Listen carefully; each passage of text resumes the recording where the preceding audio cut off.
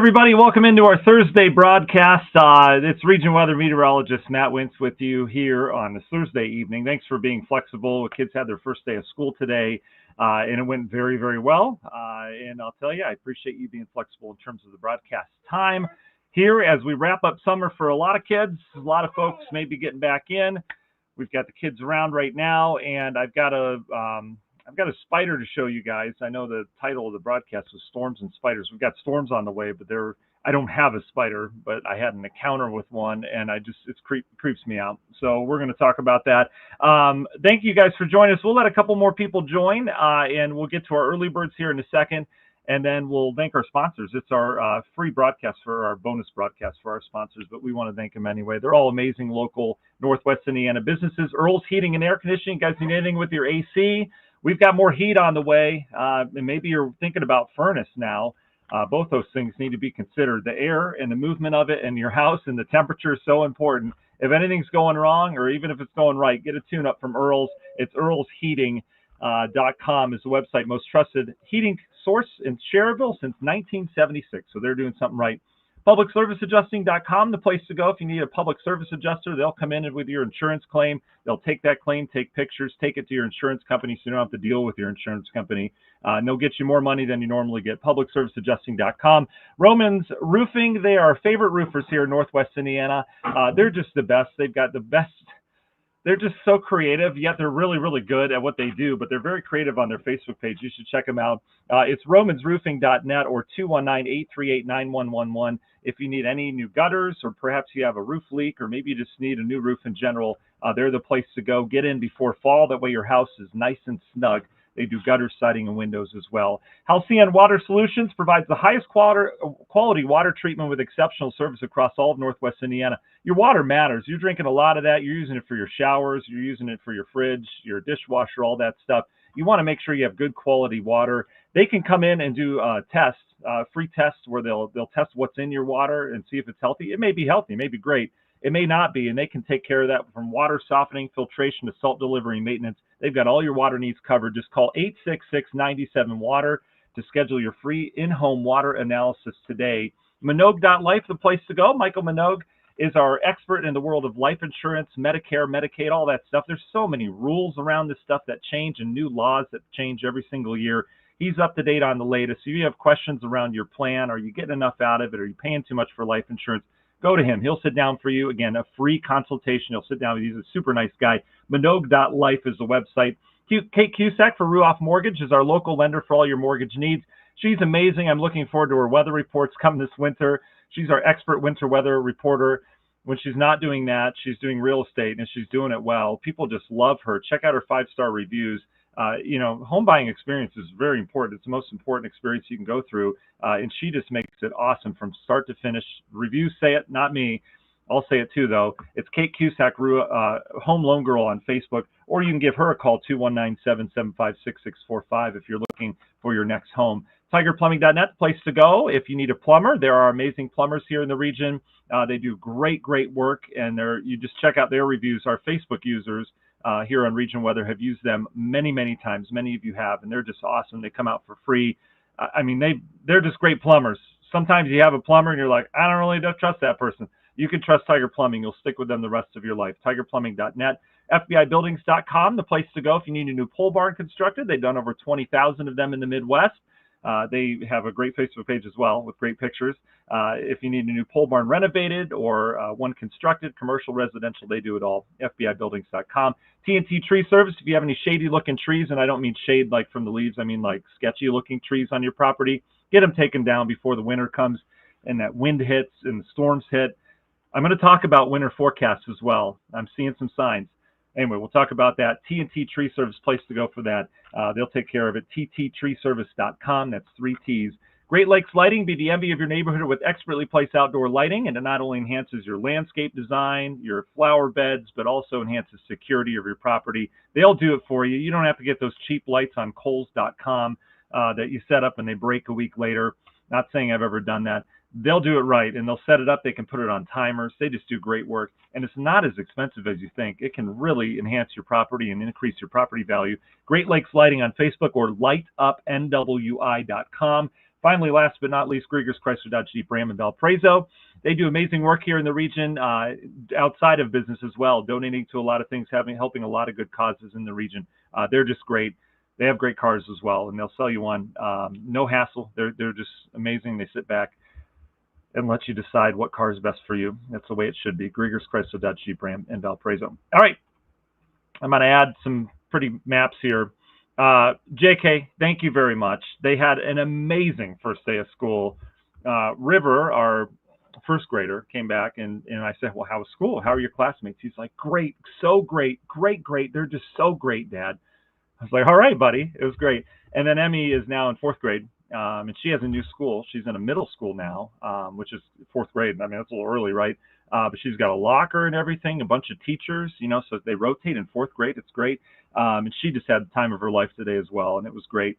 It's a wonderful day all around. And then our Wyatt, who's working over here on some Legos, he's going to preschool, but not yet.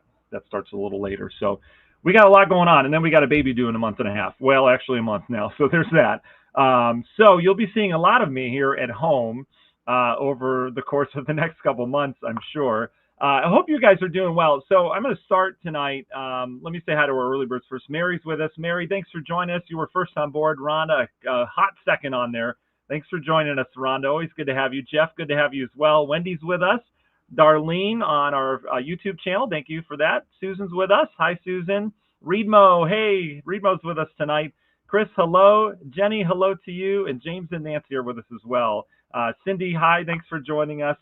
Gosh, you guys feel like such family. You really do. And I see your names on there, and it's just amazing. We've spent a lot of years together, have we not? All right, I don't want to waste your time, but I'm going to real quick. So I was out doing some yard work. I'm a mess right now. I'm like sweaty, gross. I did a workout. I have not showered. TV side, we get all face, all nice looking, just so you believe us in terms of the forecast. But here, this is as worst as it comes. So there you go. But anyway, I'm out doing yard work, and I'm trimming up just some plants that have overextended themselves beyond our fence. And I see the spider on the ground that was probably either in my hair or on my body at some point because it just fell. There's so many spiders this time of year, right? Because everything's dry and there's not a lot of wind movement, and they've had time to build their webs, and there's just webs everywhere. Okay, you're not alone. It's spider season. But this one, I'm just going to show you a picture. I looked it up. This was it. I don't know if you could see this thing. This isn't a picture of it. I looked at it online. Oh man. And it had like, its legs were like plastic. And it's not a pumpkin spider. It's a marbled orb weaver, or an Araneus marmorius. Anyway, that thing was, and it was carrying this like egg sac on the back. So there's that. And I'm all about nature. That's great. But man, I had to smush that thing. Joni. Here's Joni's comment. No thanks. I can't do snakes very well, and I can't do spiders very well. And I know some of you are with me. Some of you like one. Some of you don't like the other. I don't like either. And man, that just gave me the heebie-jeebies. And that was about 15 minutes ago. So I'm coming in a little hot into this broadcast. So there's that. Oh, JK, I know. Listen, and I read about that afterwards. I don't really care. That's great. It can make a beautiful web, but it was in an area that the kids use a lot and I use a lot. All right. If it's off to the side, that's fine. But man, there's enough spiders to go around. I know. And again, normally I'm not someone that I usually take care of things, and I don't like to smush things, especially bees and wasps and stuff like that, because they're good pollinators. But that's that. Jeff says, you make me itch. There's that. Okay, enough about that. Let's talk about the weather. I'm going to close that tab. Oh, anyone enjoying the weather? Our humidity came down, and that's really the difference maker this time of year, is when our humidity gets lower. So it came down over the course of the last 24 hours. We've noticed a steady decline. Today was kind of even. It's going to start to pick back up, but very slowly over the next couple of days. And temperatures have been great as well. This is the shot across the Midwest. We've got big high pressure in charge across the Great Lakes. You can see just a couple of fair weather cumulus floating around the Great Lakes. Our storms with the front from the other day are down towards the Tennessee Valley now. But then we've got the system out towards the west, and the system out west, the high pressure is going to keep it out west. But what it's going to do, some of these storms in Minnesota are going to spray some high clouds our way. So we'll have some high clouds. Not going to get here in time for sunset. It would make for a beautiful sunset, but it won't get here in time for sunset. They'll roll through overnight, and we'll likely have some around tomorrow morning. So beautiful looking sunrise as you're looking out east tomorrow with the high clouds. They tend to illuminate that sun. Either way, the rain is going to stay away from us for now from that system. We got a new drought monitor early this morning. This is a drought across the country right now. And it kind of snuck up on me, but I didn't realize the western drought is getting pretty bad. Their monsoon season hasn't been great. They had a monsoon for a little bit. That's how they usually where they get all their rain. They get a lot in the wintertime too. But their monsoon season started pretty well, and then it kind of faded for a little bit. And now it's back in spades. But their drought's getting pretty bad out there. And so wildfires, there are several of them out there, but I'm a little worried that as we head into the rest of the summer here into early fall, that we may get some worse wildfires out there. There's quite a bit of moisture coming into the west over the next couple of days, so I'll show you that. But either way, that's just national news. I always want to update you on that. We'll probably be talking about the drought nationally in those spots. But for us, there's not much improvement, but it's not crazy bad right now.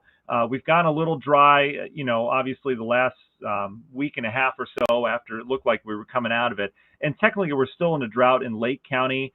We've come out of it completely for the rest of Northwest Indiana. The yellow areas, that just means you're dry, where you're about 1 to 2, maybe 3 inches below average. Whereas in Lake County, we've got spots that are 3 to 4 inches below average on the year. And more importantly, it's been dry the last couple months. That's really what matters.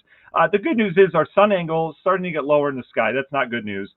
But sun angle is starting to get lower, and we don't require as much water. The growing season is slowing down, right? Things don't need as much water now as they did in June and July during that peak heating. And so the hot weather stresses the plants, but a lot of the plants have done their thing. They've flowered. A lot of your fruits and vegetables are doing their work right now. And so the water consumption isn't as high. So I would imagine we'll see some improvement here with the next couple systems that come in that do produce some rain. But wanted to get that to you first, the new drought monitor, as that came out this morning. So we do have some rain coming our way. Here are the storms out in Minnesota now. We'll take you through tonight. Notice how everything kind of fades up there. There'll be renewed storm development tomorrow in the plains. And notice, tomorrow afternoon, we're going to be looking at storms perhaps coming at us from Iowa. You think, oh no, this is going to ruin my Friday evening plans. It won't. Those too will fade. We may get some more high clouds off of those though. So intervals of high clouds mixed with a lot of sunshine here tomorrow. But then Saturday is kind of interesting because I've been looking at the modeling. I'm going to fast forward real quick. We know we're going to get rain. And if you've joined me on the radio side of things on X-Rock or Indiana 105.5 or Z107, we have been talking about the last couple of days the fact that we have a frontal boundary that's going to be coming in this weekend. And the forecast models haven't been showing it. And I was looking at, and not to call them out because they do great work, the National Weather Service page and then some of the phone apps didn't show any rain all weekend. And we talked about that last 2 days on the radio side where I have rain in on Sunday and the apps and the models and all that stuff don't. And it's the way this front's behaving. I've seen it before. And now it's starting to show up in the modeling a little bit. But I'll show you what I mean here. So this front is going to be coming in from the north. And what often happens, this is a global model where it shows most of the action off towards the north on Friday into Saturday, right? But you see these big bubbles of storms. From experience, the models don't have a good handle on this pattern ever. And so what often happens is we end up with rain sooner than what the models think when you have this pattern with these big complexes of storms. And it's really spoiled some forecasts. And more often than not, rain gets added to a forecast rather than subtracted to a forecast with this system, depending on where these go.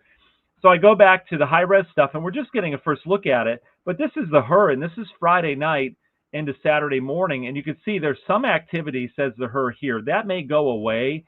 But more importantly, some of these big storms off towards the north, well, they're starting to approach us as we go into Saturday afternoon.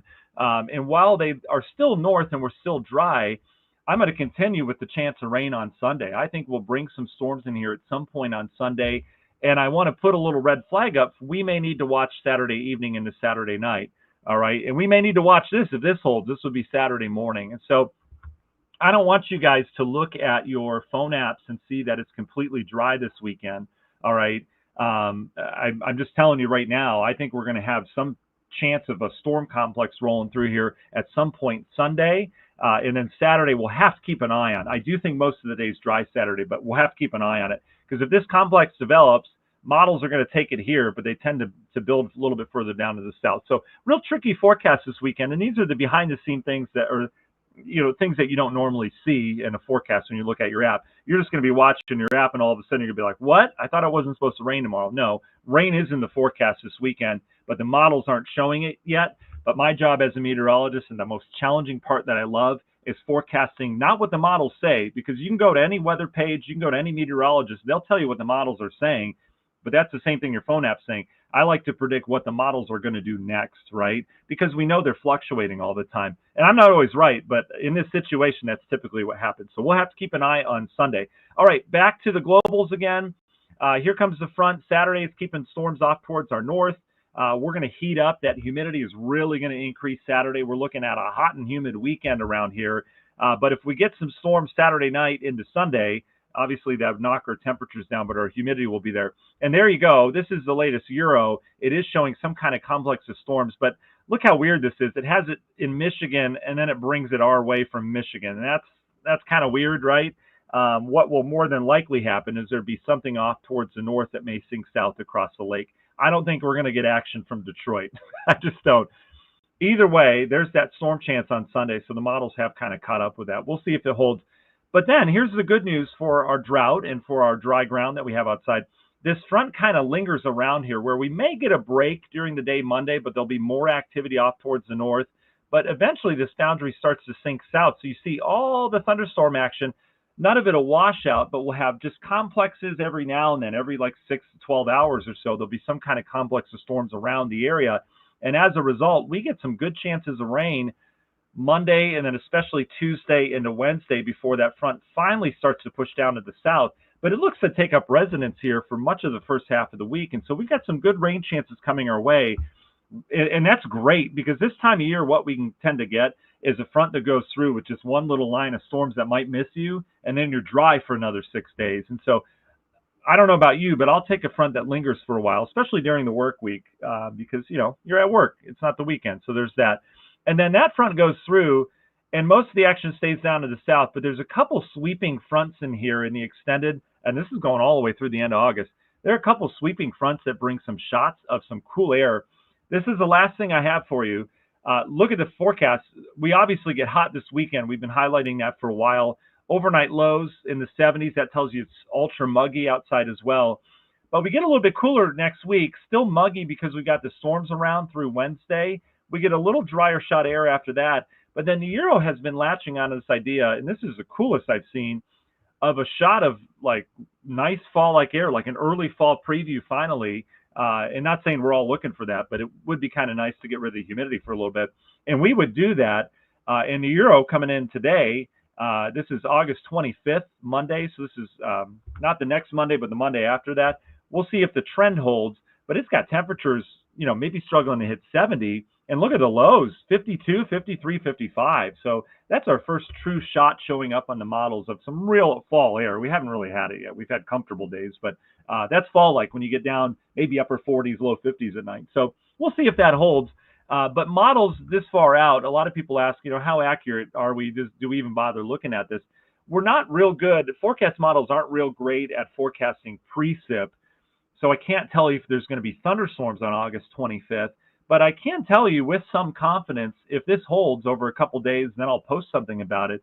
I can tell you with some confidence that, 10 days out or so, if it's going to get cooler, if we got a cool spell or a big heat wave coming our way, we can tell temperature patterns pretty well 10 to 15 days out. It's the rain factor and the rain timing that we don't quite have down yet that far out. But 7 days worth, next 7 days or so, that's usually pretty accurate in terms of rainfall. In snowfall, that varies, but we'll see. And the final thing I want to talk about, so again, this show's for you guys. So if you have any personal questions about travel, a lot of you ask that stuff on messaging. Feel free to throw it in here. I'd be happy to answer for you. But this is your show, so if there's anything you want to know, I'd be happy to answer that for you. Then we'll get you on your way here tonight. But the final thing I want to talk about is that just an early preview of winter, kind of looking at what this winter may do for us. Again, I don't like long-term forecasts at all, but there are a number of things we look at. And I showed you the Farmer's Almanac. We posted that not too long ago. I put no stock in the Farmer's Almanac. I think it's cute. It is. They have great articles in there, but their winter forecasting is so vague. It's like, okay, cold and snowy. What's that mean? We're not going to have any warm days. And they've said that the last 5 years, and it hasn't been cold and snowy, right? They may be onto something this year, and I don't think it's them. I think it's just the fact that it happens to line up. We've had some really mild winters around here recently, and we've had barely any snowfall, right? Our snowfall's been way below average the last couple of years. And I was going back in time and just looking, and we had several stretches of the same kind of pattern going back into the 50s and the 40s. And they didn't hold for very long. We typically didn't have 3 or 4 years in a row of below average snowfall. We'd usually get a big hit after that. That being said, we know temperatures are getting warmer, right? And so temperatures getting warmer, but that hasn't slowed down the snowfall. In fact, last couple falls, they've had record snowfall in the northern hemisphere.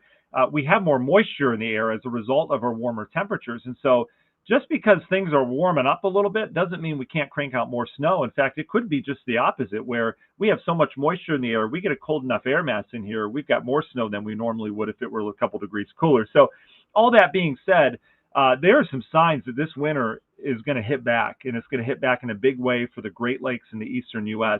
A couple factors we look at: La Nina, El Nino, both tend to bring us some mild winters, and this winter looks to be kind of a neutral winter, where we're not looking at a La Nina or El Nino. They call it La Nada. So that would favor colder than average winters around here, with perhaps above average snowfall. And a couple other things we're looking at atmospherically as well that would tend to lean colder and snowier. And so just a heads up for everybody, and we'll look more at this in the coming months. Doesn't mean it's true, right? It's long-term forecasting, but we can get some hints as to what the atmosphere is going to do on an average or in general for a certain number of months.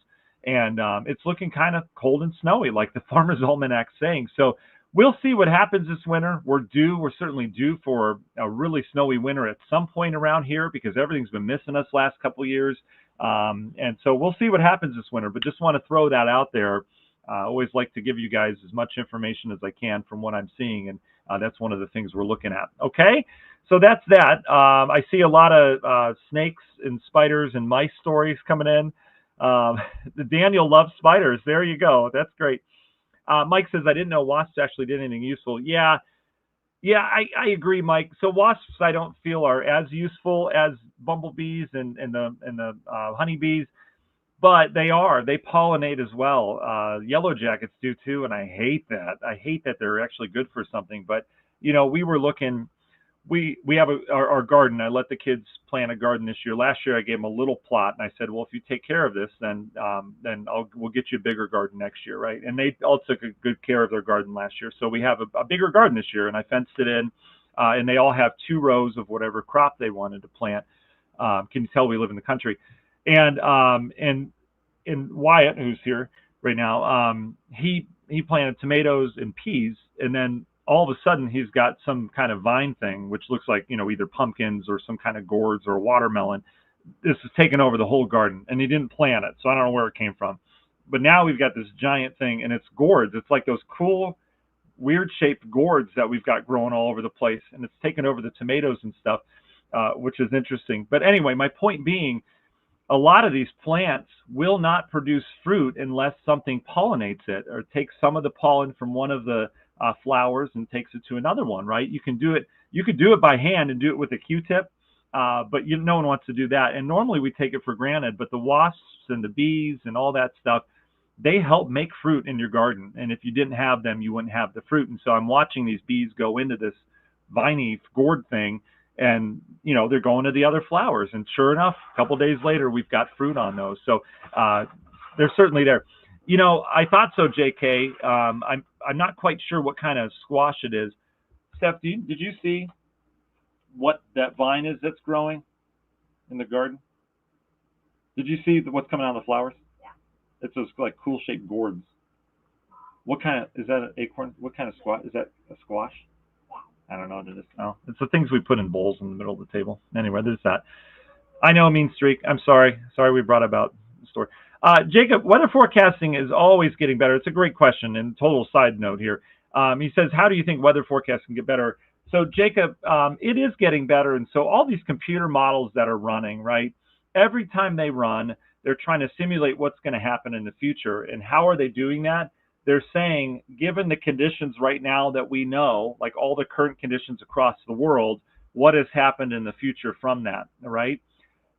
And so every single minute, or every single 5 minutes or 10 minutes, however many it is, it's getting data and it's figuring out what happens after that. All right. And so it's continuing, all these models are continuing to improve, albeit by micro millimeters every single day, or however you want to measure that. Very, very slowly they're getting better, but they are improving every single day. And the improvements have just been vast, and people don't understand that, how vast forecasts have improved, even in my career, which I'm not, that deep into my career, about, I don't know, 16 years or so. But it's amazing how much they've improved. And so we'll probably see more of that improvement. A lot of it has to do with satellites, Jacob. The more satellites that we get that are ingesting data, especially from thunderstorms and lightning data that we can get now, all that stuff is going to help to improve information, just the more data we can get. There's new models being run right now. There's an AI model. There's a new Euro model. All these things have different factors in them, and we'll learn from them, as meteorologists. But there's still going to be a need, and I'm not like selling myself, but there's still a need for meteorologists, especially ones that are local, that know local things that models don't, like lake breeze boundaries, like lake effect snow. All of this stuff still requires a human to forecast, and we're still wrong too, right?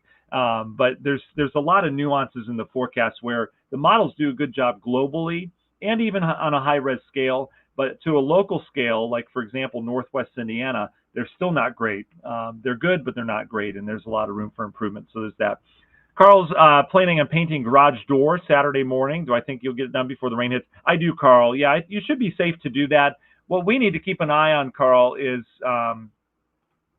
this right here is showing up in the modeling. Right here, there's like a little chunk out ahead of this main push that comes in. This is Saturday morning, like 6 a.m.